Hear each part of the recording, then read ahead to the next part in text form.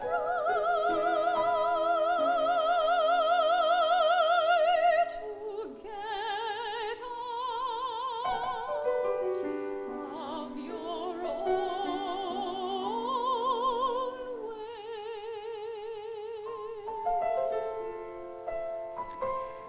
to This Embodied Voice, the podcast where we talk about the voice, the body, and everything in between.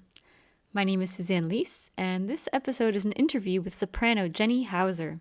That's her singing the song Among Trees from the song cycle Keep Moving, written by Scott Gendel, with text by Poet Maggie Smith. And Scott is also the pianist you heard in that clip. The text you heard is oddly fitting for our conversation. We went into a lot of detail about her bodywork and her mobility practice and how she relates that to not only her singing, but also her personal life and her mindset around performing at this time. Welcome to the podcast. Thank you. How are you feeling today, and how is your body feeling today? Ooh, okay, I love that question. I feel like this is where my headspace is a lot, is like check-ins like this that are just sort of simple and fundamental. That's been really essential to me during this pandemic period. So I feel good today. It is early afternoon for me, and I did my yoga session for the day, and I did some meditating, and then I came straight off the mat and did a warm-up with my voice and a little bit of practicing, and I am feeling fairly well hydrated and fairly good in my body, and emotionally I would say today is a pretty okay day. They vary, quite a lot. The ups and downs are extreme these days, so I think today I feel pretty centered and pretty good. I didn't sleep particularly well, and I do notice that at different points throughout a day, but what I've learned is that when I kind of have my other routines in place and my other health checks are going well, it actually doesn't affect me as much as it used to, day by day. Mm-hmm. How much sleep I've actually gotten, or how restful it felt. So, yeah, I feel pretty good today. Yeah. And it sounds like the health checks that you do, they're not only to get you back to center, but also to, I'm sort of reminded of like those pilots who they go through like this long checklist and they check everything possible, and then you know exactly when something's off, that it's only been gone wrong in the last 6 hours, 2 hours, whatever. It's both like a maintenance and a check-in, I would say. Yeah, absolutely. I think that's how I keep my sort of base level and my balance, is by knowing day by day kind of how things are going, and then you can make small adjustments without having to overhaul everything, because suddenly you realize something's out of whack and I feel terrible, So I think what you're saying makes really good sense, that by doing sort of regular mental and physical check-ins more frequently, I definitely keep tabs on the balance issues, yeah. Mm-hmm. And I can't help but notice that you're at a standing desk? Yes, you are at my teaching workstation. So I have my electric keyboard right in front of me. I have my desktop monitor, which is how we're seeing each other for this. And when I am teaching, I stand here, or if I'm, having coachings or lessons myself, this is my spot for that, which has been absolutely created from scratch during this pandemic. This spot did not exist. But yes, I have absolutely discovered that for me, when I'm doing any kind of Zoom call or any kind of singing work or teaching, I like to be standing. And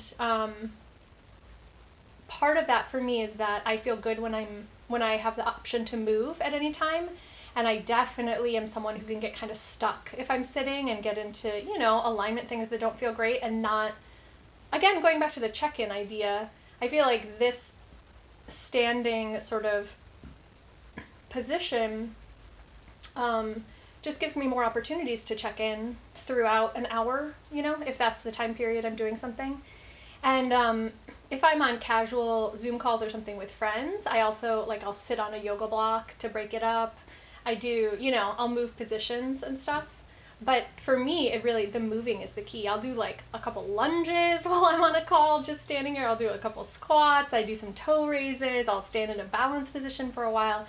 And that, I've heard of the pandemic body issues that a lot of people are having, and I've had some of those sorts of things too, but I think that the standing has really helped me not get into the really tricky neck and spine alignment issues that I've had in the past. So, yep. When you're teaching a lesson, what does that look like for you? How do you try and get the students started? Do you like talk a lot at the beginning? I do think that some of that same check-in that we've talked about, the same sort of maintenance and check-in, is a part of the start of a voice lesson in my world as well. So I think I can't really curate a lesson experience that's going to be helpful to the student unless I know where they are that day. I mean, this, sort of the same question that you asked me. Of course, yeah. How are you feeling? What's going on? How has your week been? Or, however long it's been since I saw them. And then I would say we go from those sorts of check-ins, general check-ins, into what have you been thinking about or working on? Is there anything specific you want to address today in this lesson time?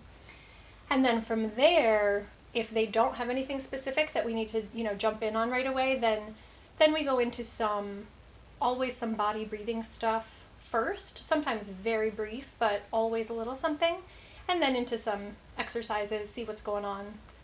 And yeah, I think it really varies, from there, depending on the student and what they're working on. And you're still taking lessons of your own, is that right? Like, you are a student to someone else.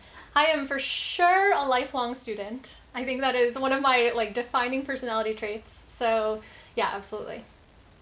I've always wondered about this, really exceptionally, I guess, advanced and established singers like you. What are you working on your technique? You talk about openness, but I guess what has been always, I don't know, tricky for you in your voice, or just something that you're always going to have to work a little more mindfully around? Yeah, well, I would say in general, we already discussed the idea that we are people who like to work hard and try really hard and give everything the good effort. And for me, that can really manifest as tension, excess, unnecessary, troublesome tension in various parts of my body. And I sort of feel like I'm on a lifelong quest to find the spots of tension that I was never aware of before and, again, open them up or release them. And of course, in order to release tension, I think you have to replace it with energy or something somewhere else, whether it's space or energy or something. Yeah. And so it's actually that same give and take that you just mentioned. You are always looking for the things that you want to do a little more of in an easy, gentle sort of way, and the things that you want to let go of in an easy, gentle sort of way. And easy and gentle are not my personality keywords, so that that is my eternal struggle. So that and what that means currently is I just discovered some more jaw tension that you think, I worked the gift that keeps on giving. I worked this out years ago, right? I found these things, I tried this stuff, and then of course your voice changes, your body changes, your repertoire changes, whatever it is, and something wants to help, something wants to get involved again. And it's I still have something to bring to the table. So I've been reconvincing my jaw that it really doesn't have much to bring to the table, and I don't really want it at the table. So yeah, those are, that's some of the, the body stuff. I've had a really new experience with breathing in the last year. Ooh. I've been working with a coach and with Jay, my trainer, on various ways of thinking about breathing and how it ties to laryngeal position and jaw and tongue. And I think, when you start off learning to sing or learning to do anything physical, you can maybe only be aware of certain things, a couple of things at a time, and you have to build the awareness of, here's how my feet are going to move if I'm a runner or something, right? I'm very aware of how my feet are hitting the ground, and then gradually, I'm aware of my core, or whatever the order is. Oh, mm-hmm. And with singing, I think, as a beginning singer, it took all my mental energy just to think about whatever it was, breathing, right? In the capacity that I was able to do it at that point.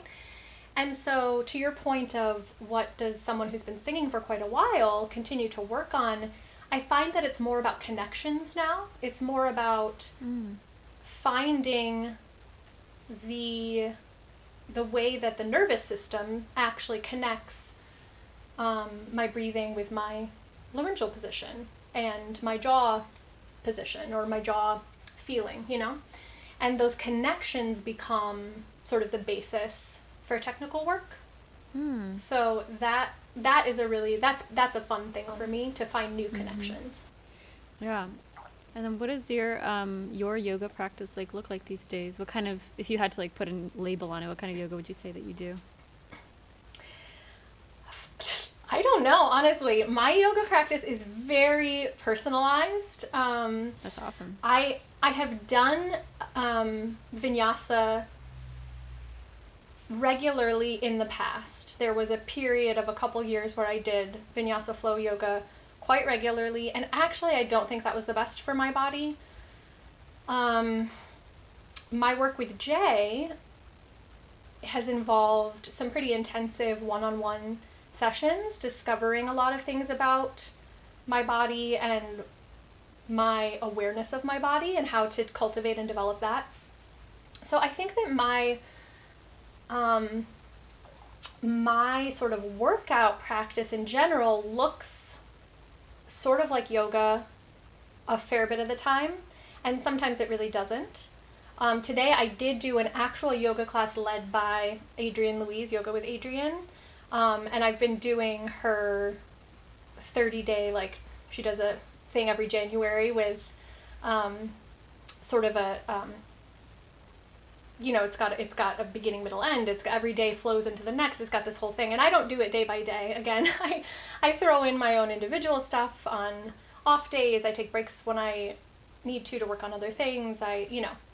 But I am doing that. So today was actually a fair bit of vinyasa, but I would say that when I'm doing what looks really more like traditional yoga, it tends to be more hatha. And I also do some Yin Yoga, which I got from Jay and has been really, really hugely helpful for me in finding more ease in my body and more mobility and flexibility. So that is definitely part of my regular everyday maintenance routine. Yeah. It's so funny that you say that, because I feel kind of this similarly, where I started with yoga in a very, vinyasa, dynamic, sweaty, hot, not even heated, just I would get hot, yoga style. And then I also have been kind of in the past year, and I don't know if it's just this would have happened anyway, or if this is a pandemic thing, but I have been leaning more towards more Yin Yoga and, walking a lot and doing lots of very specific small mobility work. And yeah, I think it's interesting also because I think the vinyasa was it fit my personality in terms of you get things done, you do it, and let's move and let's do something. And it's been really hard but also really beneficial just to kind of slow down. And I don't know if I'm getting older, or if it's just that I'm feeling this natural slowdown that everyone has been experiencing. Yeah, that really resonates with me, what you said also about the personality tie-ins. And I definitely also am someone who has always been focused on kind of working hard, trying really hard, going hard. Fixing the problem, yeah. Yes, in all aspects of my life. And it has been, I think, as you said, beneficial in all aspects of my life to slow things down a little bit. And I really like how, I guess for anyone listening, if anyone wants to delve into Jeni's wonderful brain, you have this really awesome series of blog posts that you wrote, where you take a concept from, let's say, bodywork, and then you would tie it into real life. So among them you have one called Take It Slow, another one called Balancing Act, Isolation. There's a great one about food. And there's one called One Step at a Time. But I was wondering if you have one of these concepts like bumping around in your brain at the moment. Wow, I love that question.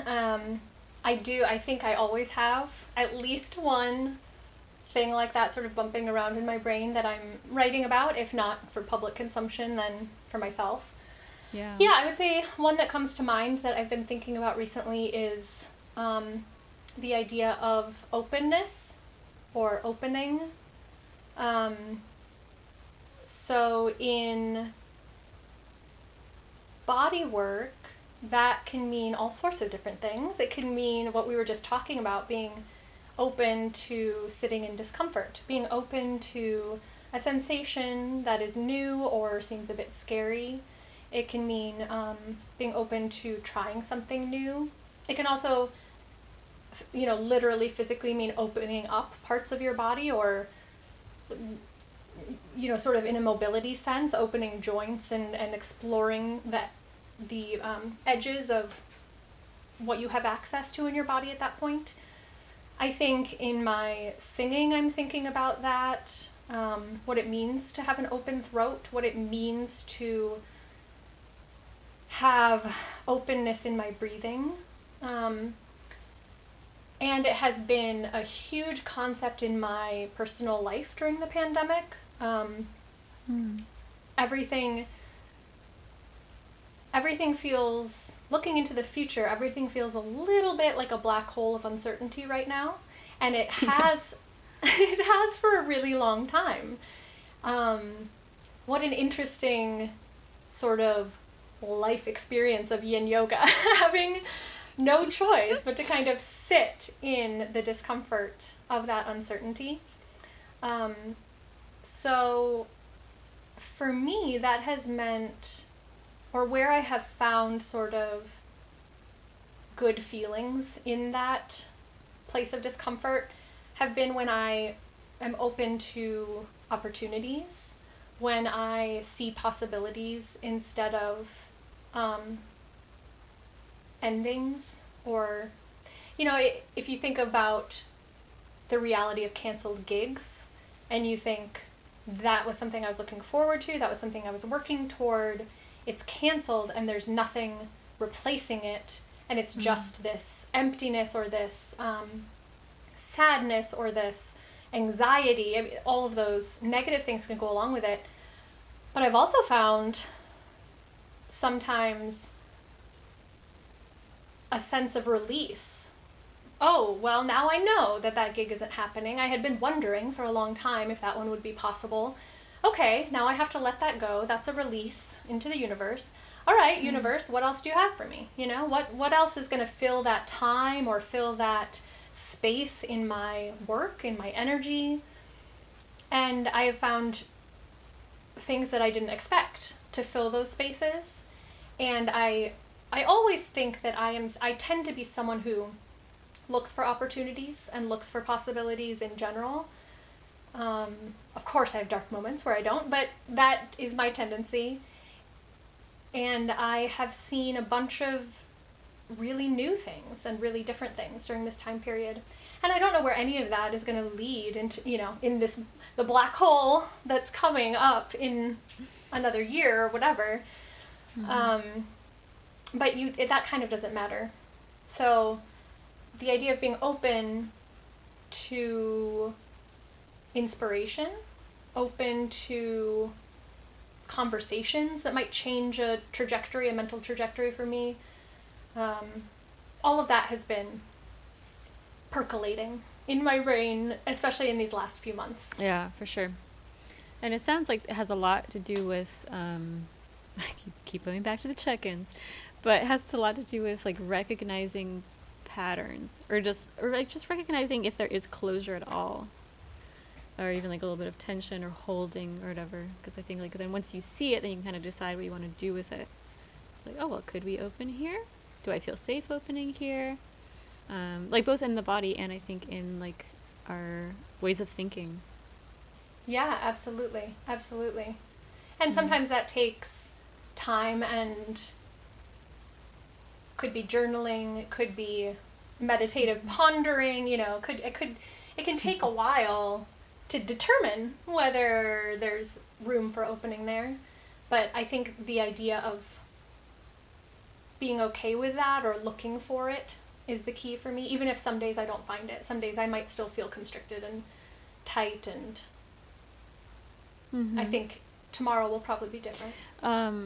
You said in one of your blog posts, I think, yeah, I'm just going to read what you wrote. It says, in my bodywork with Jay, we have focused a lot on mobility, particularly of my pelvis, which has historically been the center of a network of muscles that I thought had to be gripped tightly to hold myself upright in the world. Which I really like your writing, by the way. Thank you. But I think this is really true for a lot of people. Like this whole area of like hips, lower back, pelvis, which is both like incredible and beautiful, but also such a tangle that it's so hard to sometimes kind of figure out like what's going on there. Yeah, what I will say is when I started working with Jay, I had no idea that the psoas existed. I mean, I think it was a word I had heard before, but I had no concept. And the iliacus, the whole region, front of hips, and then connecting back to the spine, how that all connects to the diaphragm. I mean, I just had no like mental image, no body map of that area of my body. And I think that I was kind of gripping, as I said in that post, gripping specifically psoas almost all the time.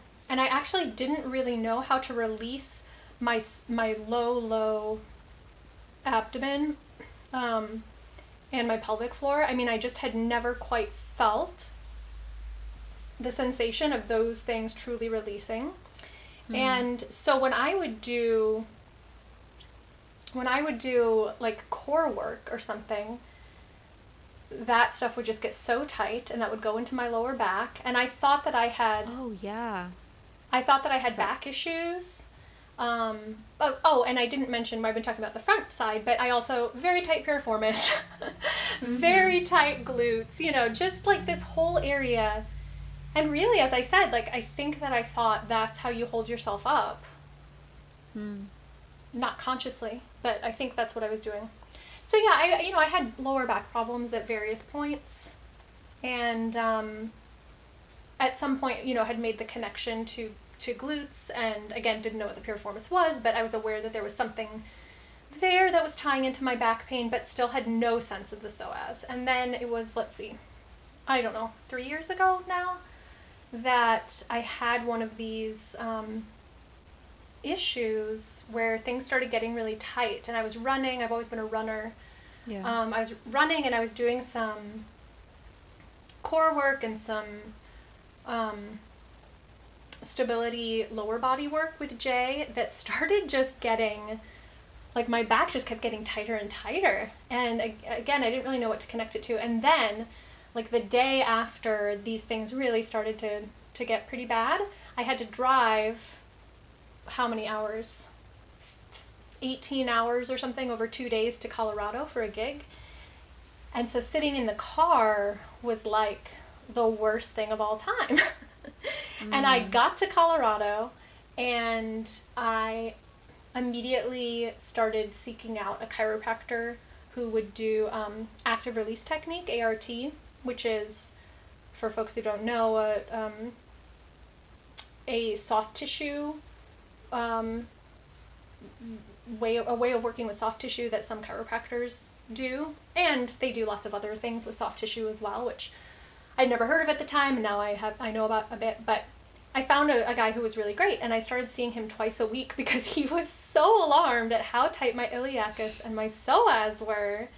And that was, and again, Jay was really cued into this as well, and started saying, I think this is really coming from the front side of your body. So I spent a whole summer not really being able to run, not being able to hike very much, and just kind of resetting. And this is what we talked about at the beginning, the difference between sort of major resets versus finding balance and then doing check-ins and being able to keep your pendulum swings a little smaller. This was like a huge pendulum swing from like intense pain to much less activity than I had been doing, but really focused on sort of rehabilitation. And so that was my resetting point, and a huge source of awareness for me of that part of my body. And by the end of that summer, when the chiropractor would dig in under my hip bone and do, and manipulate the iliacus with me moving my leg and stuff, it didn't hurt. And it was some of the most excruciating pain I've ever felt at the start of that summer. Whoa. So that was a really big change. And then with the help of Jay, I have a bunch of stretches and exercises and maintenance things, as you've said, that I do really regularly. And that is part of why I think doing traditional yoga classes isn't great for me. This, as you mentioned, this emphasis on hip opening, my piriformis tends to get tight and kind of locked in if I do too much of that without, doing internal rotation as well. And I have to build strength and stability in both of those positions. And I also find that yoga has a lot of forward folding and maybe not quite as much opening up in the front, as I maybe need in my body. So that was a very long answer to that. No, that was excellent. And that was super interesting. So then it sounds like you and the chiropractor were doing some, restoration of the soft tissue, but did you also have to do retraining of kind of for example, when you do core work, psoas, there's no need for you to engage. Was there any sort of that retraining work? Yes. I would say that a lot of that comes from Jay having given me a bunch of different movements and things I do that kind of set me up for success with that. Because, my awareness still only goes so far. I mean, it's improved a lot, it's different, but I know that there are certain types of movements that kind of get me in a good place there. And I know the ways to sit and the ways to stretch to kind of set things up. And then if I go from that into all sorts of other things, I tend to be all right. So, yeah. So I would say, yes, there is a lot of awareness of, again, actually, it's kind of the same thing of just not having extra tension. It's kind of the same thing as singing, right? Just letting things be a little bit more and trusting the parts of my body that really can take the load in those moments. So, yeah. Did I understand correctly that this morning you said you did your yoga, your meditation, and then you went to practice? Yes, as in singing. Yeah. I don't know. Can you talk about what it's like to go directly from yoga, bodywork session, meditation into practicing? I think my awareness is heightened. My physical awareness is heightened when I do it in that order. So that is what I like about it. Depending on what type of workout or yoga session it has been, I might need a break in there. I mean, longer than just a meditation length or whatever. And also if it, depending on the intensity, I might need more release to find my sort of soft breathing before I start singing. But in general, I find the awareness is great, and also the idea of the amount of energy and feeling the flow of energy. They work really well together. So yeah, I do like to do it that way. I don't always, but it's one of my typical ways of doing things. Yeah. Do you? I also asked this yesterday to Maya. When you get nervous, how does that manifest itself in your body? Do you get stage fright, for example? Yes, so I would say my nerves have changed a lot through the years. There's something really powerful in experiencing a number of times that even when you're super nervous, you can still do your job. There's just the experience of I survived that and I wasn't sure I was going to, is powerful.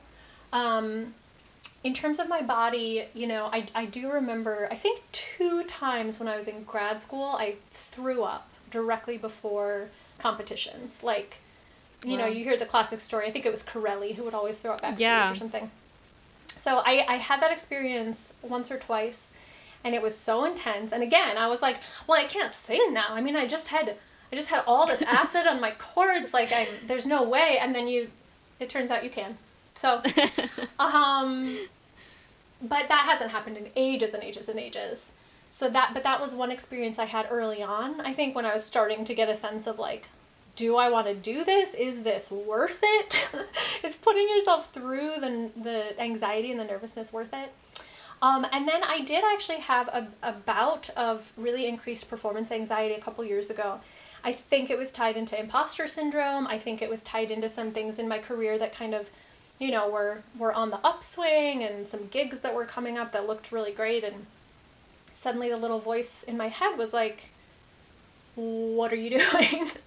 There is no way that you should be doing these things. And that was tough, that to be that far into things and have a sense that like, oh, I can do this. I've been doing this for a long time. And then suddenly to be back with this whole new level of anxiety. So yeah, I mean, sometimes I think that performance anxiety can lead to, actual viruses taking hold, to actual like sickness. Like literally worrying yourself sick. Yeah, again, our bodies and our brains are just so connected in so many ways, and our nervous system.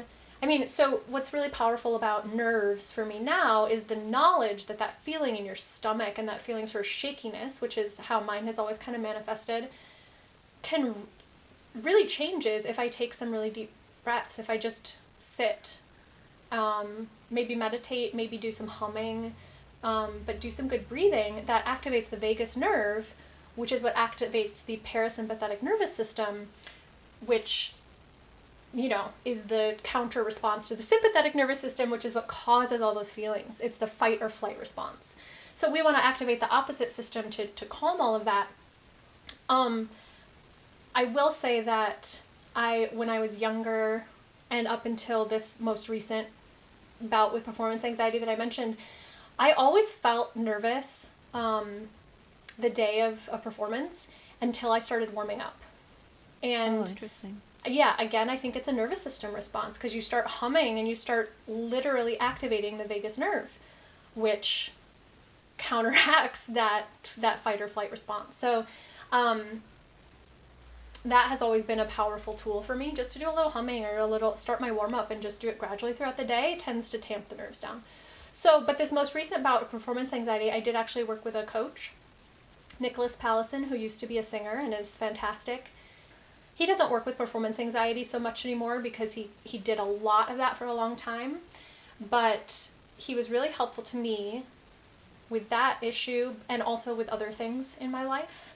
And so one of the key ideas that I took from my work with him was the concept that I am okay, regardless of what happens, regardless of how much I might feel like an imposter, or even if I actually were an imposter, even if I somehow got the gigs because of some crazy thing where I didn't deserve them, and if somebody looked into it, they would discover, oh, this was an accident. Jeni didn't deserve that gig. Like, even if that happened, I'm still okay.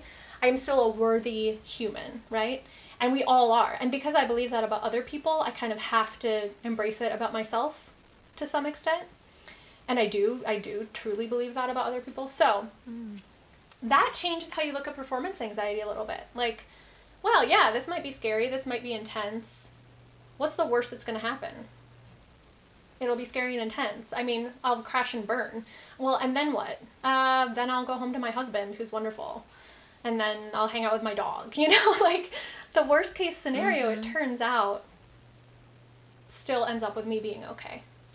And so that leaves a lot more room to feel freedom and to feel playfulness and to allow things to kind of just feel the way they feel when you're performing. And what I love about performing and always have is that you really can play while you're out there, because it's a form of communication, and it's there's just innately playfulness and improvisation as part of it. And so I think Nicholas helped me embrace some of that again. If you look at your Instagram, there seems to be a lot of pictures of trees. Yes, that's true.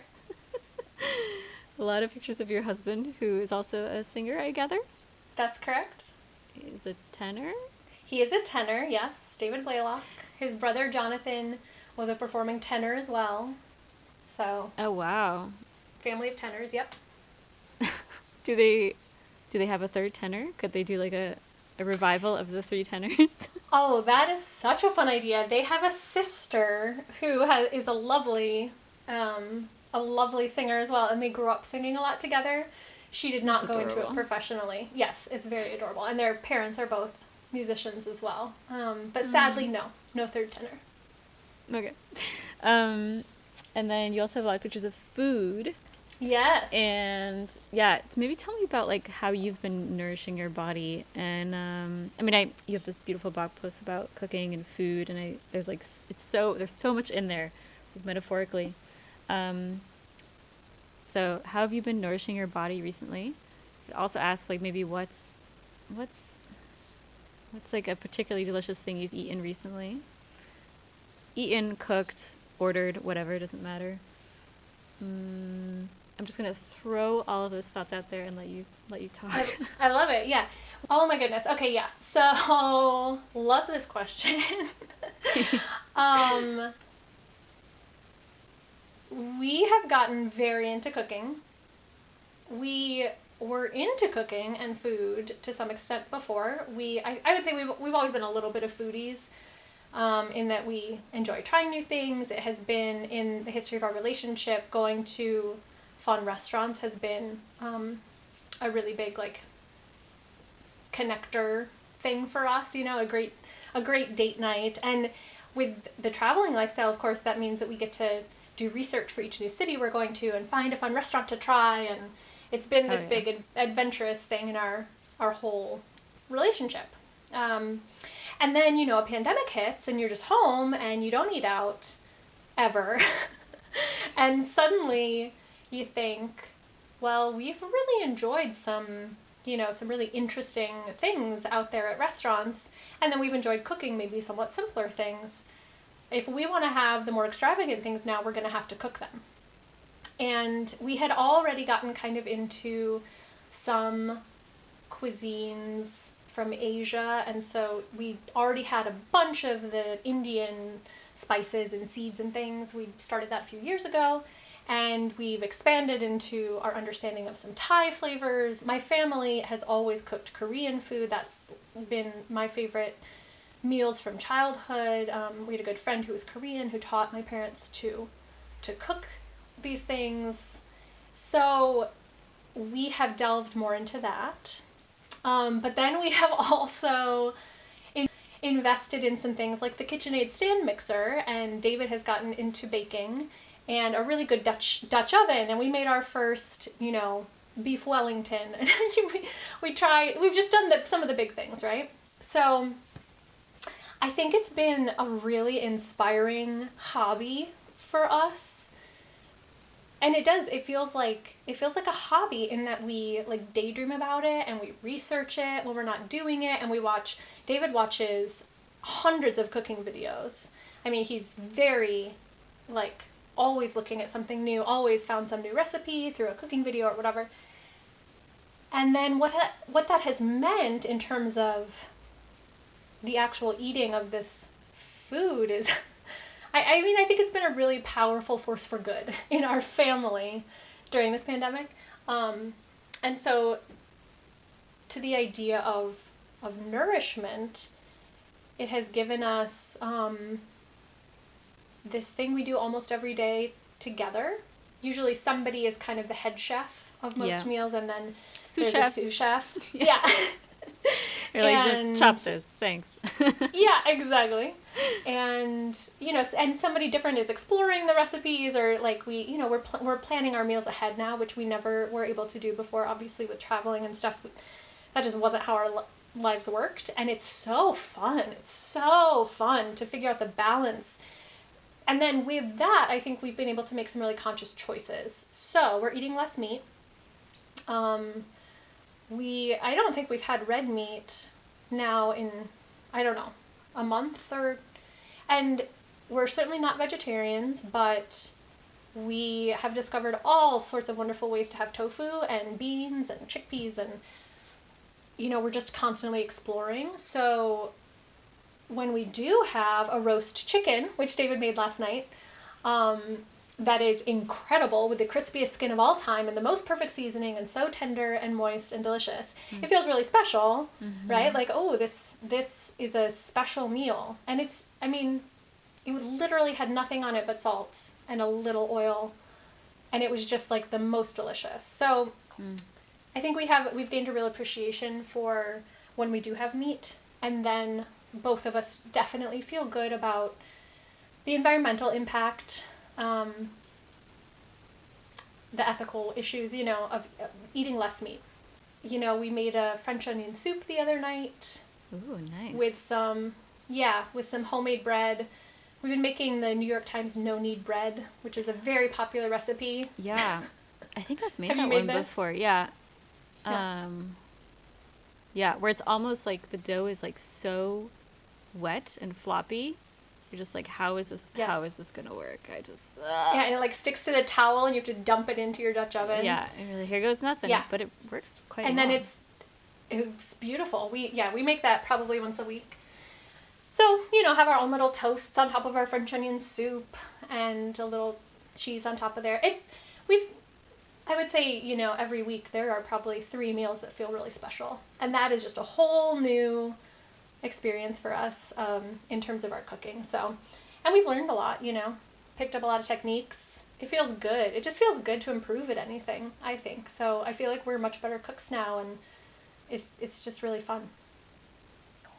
So if I feel like I'm getting sick, I have all the things in the world that I do.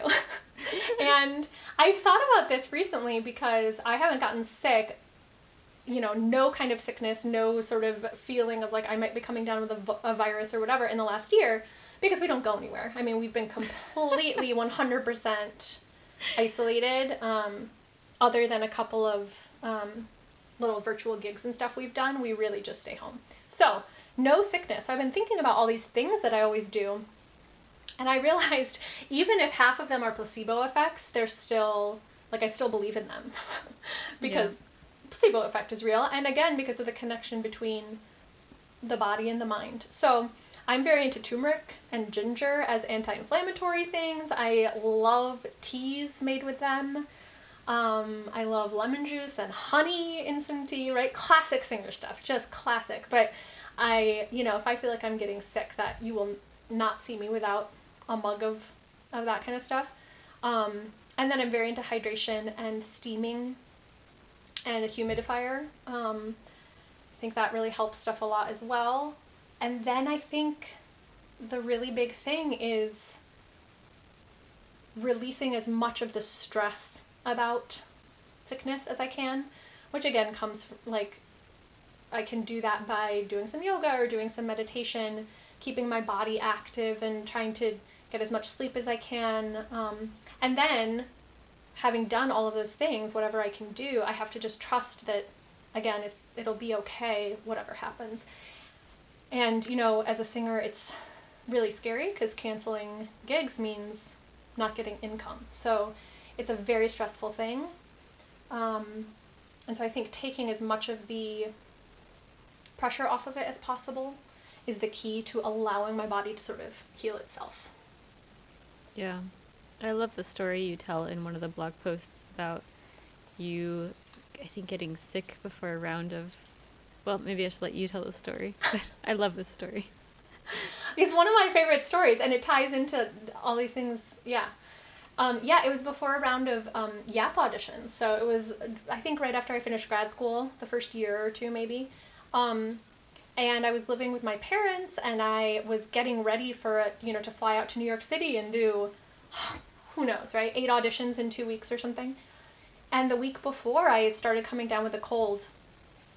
And it was just devastating. It just felt like I'm going to miss my chance to sing for these people. This is like, time is running out to do these programs. There's all this pressure on all of those things. And I was, so convinced, as I still am, that sugar is really bad for the immune system.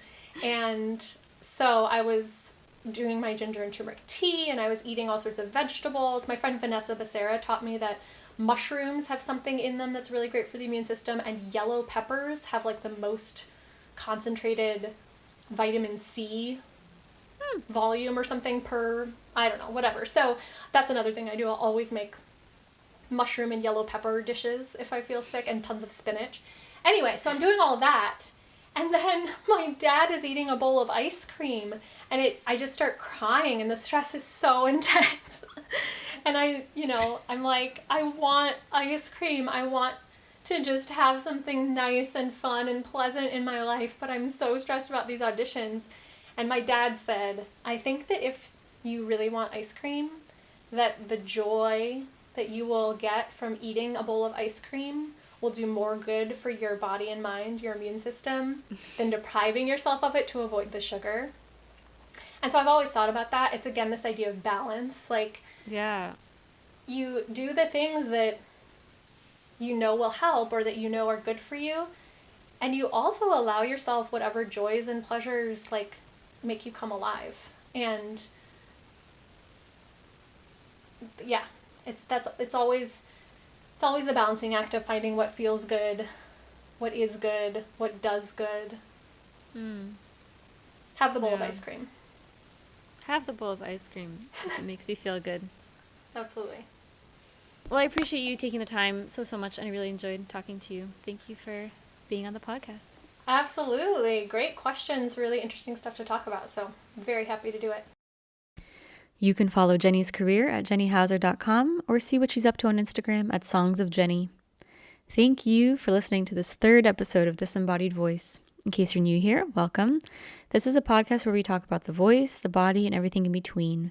So if you enjoyed the episode, then please rate, review, subscribe, and tell a friend. You can also reach me, Suzanne, on Instagram at This Embodied Voice.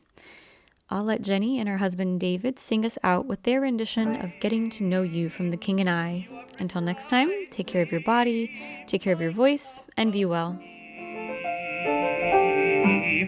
Getting to know you, getting to feel free and easy.